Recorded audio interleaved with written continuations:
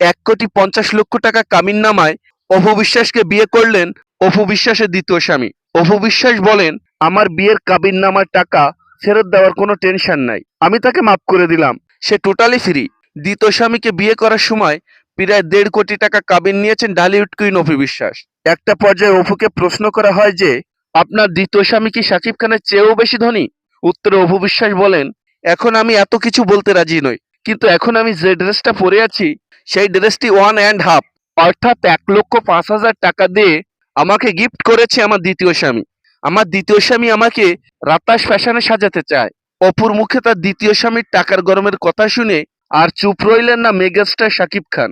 শাকিব বলেন, আমি হলাম বাংলাদেশের সেরা 5 ধনী ব্যক্তিদের মধ্যে একজন, আর আমার বউ হয়ে সে কিনা বিদেশি টাকার গরম দেখাচ্ছে। আমি তাকে চিনতে ভুল করেছি।